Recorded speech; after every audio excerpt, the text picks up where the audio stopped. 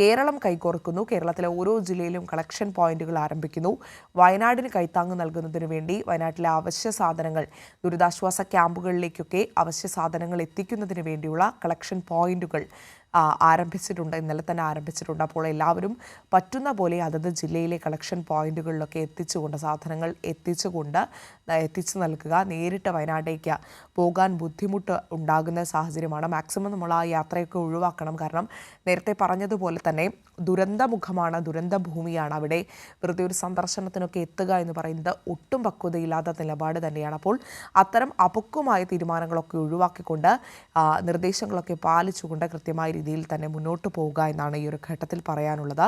സംസ്ഥാനത്ത് ഇന്ന് ശക്തമായ മഴയ്ക്ക് സാധ്യതയുണ്ട്. 12 ജില്ലകളിൽ ഇന്ന് വിദ്യാഭ്യാസ സ്ഥാപനങ്ങൾക്കൊക്കെ അവധി പ്രഖ്യാപിച്ച സാഹചര്യമാണുള്ളത്.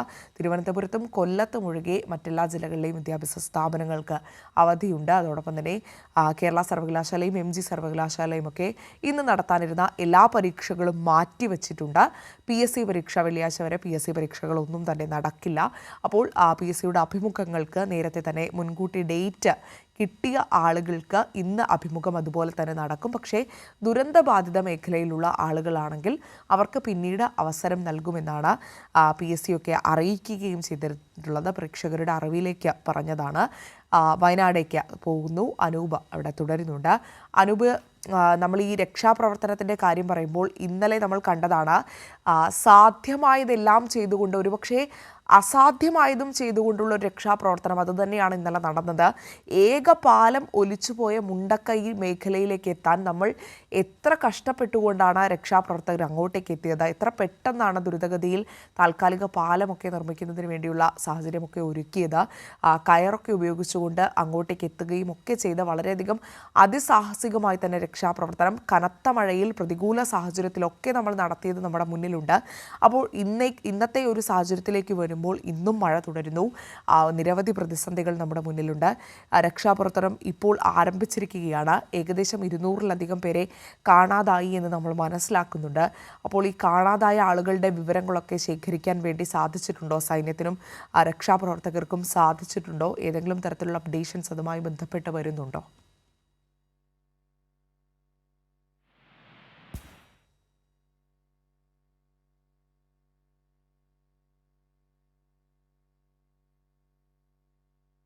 അനൂപ്, കേൾക്കാമെന്നാണ് പ്രതീക്ഷിക്കുന്നത്. ഞാൻ കാണാതായവരുടെ കാര്യമാണ് പറഞ്ഞത്. ഇന്നലെ ഉണ്ടായ ഒരു ദുരന്തത്തിൽ ഇപ്പോൾ ഏകദേശം 200-ലധികം പേരെ കാണാതായ ഒരു സാഹചര്യം ഇപ്പോഴും നിലനിൽക്കുകയാണ്. അപ്പോൾ അത്തരം ആളുകളെ കണ്ടുപിടിക്കുന്നതിന് വേണ്ടിയുള്ള അവരുടെ കാണാതായവരുടെയൊക്കെ വിവരശേഖരണം അതൊക്കെ നടന്നിട്ടുണ്ടോ? എന്താണ് ഈ രക്ഷാപ്രവർത്തകർക്ക് ഇതുമായി ബന്ധപ്പെട്ട വിവരങ്ങളൊക്കെ ലഭ്യമായിട്ടുണ്ടോ? അതിൻ്റെ ഒരു ഡാറ്റ അനാലിസിസ് ഒക്കെ എങ്ങനെയാണ് മുന്നോട്ട് പോകുന്നത്? തദ്ദേശ സ്ഥാപനങ്ങൾ വഴിയാണ് ആദ്യഘട്ടത്തിൽ ഇവിടെയുള്ള ആളുകൾ എത്ര പേർ അപകടത്തിൽപ്പെട്ടിട്ടുണ്ട്, അവരിൽ എത്ര പേർ രക്ഷപ്പെട്ടു, കാണാതായവർ ആരൊക്കെ എന്നുള്ളൊരു പ്രാഥമിക വിവരശേഖരണം ഈ മേഖലയിൽ നടന്നത്.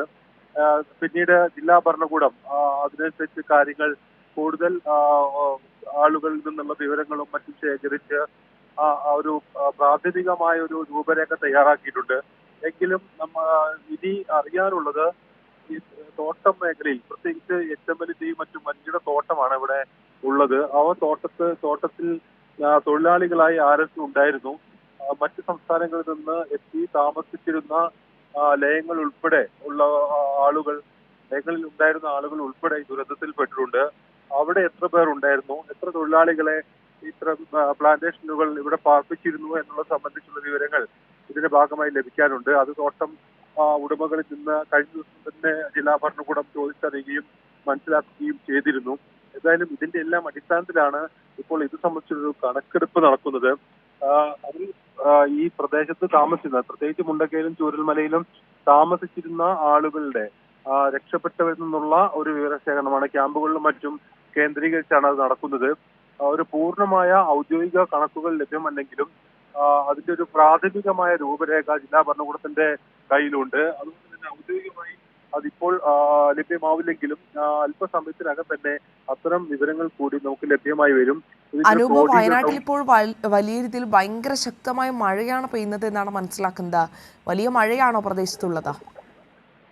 ഇപ്പോൾ ഈ പ്രദേശത്ത് ശക്തമായ മഴ വീണ്ടും ആരംഭിച്ചിരിക്കുന്നു. നമുക്ക് ഈ രക്ഷാപ്രവർത്തനം നടക്കുന്ന സ്ഥലത്ത് മഴയ്ക്ക് കുറവുണ്ടെങ്കിലും മുകൾ ഭാഗത്ത് വനമേഖലയിൽ അതിശക്തമായ മഴ പെയ്യുന്നത് നമുക്ക് ഇവിടെ നിന്ന് തന്നെ കാണാം. ആകാശമാകെ മേഘാവൃതമായി അനൂപ്, അത് പക്ഷേ വലിയൊരു ആശങ്ക നമുക്ക് ഉണ്ടാക്കുന്നുണ്ട്. കാരണം ഇന്നലെ തന്നെ അനൂപ് റിപ്പോർട്ട് ചെയ്യുന്നതിൻ്റെ ഇടയിലടക്കം വീണ്ടും ഉരുൾപൊട്ടൽ ഉണ്ടായ ഒരു സാഹചര്യമൊക്കെ ഉണ്ടായിരുന്നു. അപ്പോൾ കനത്ത മഴയും വനപ്രദേശത്തൊക്കെ ഇപ്പോൾ മലയുടെ ഭാഗത്തൊക്കെ ഇത്തരത്തിൽ കനത്ത മഴയൊക്കെ പെയ്യുമ്പോൾ വീണ്ടും ഒരു ഉരുൾപൊട്ടൽ സാധ്യത നിലനിൽക്കുന്നുണ്ട്. അത് വലിയ ആശങ്ക ഉണ്ടാക്കുന്നുണ്ടല്ലേ?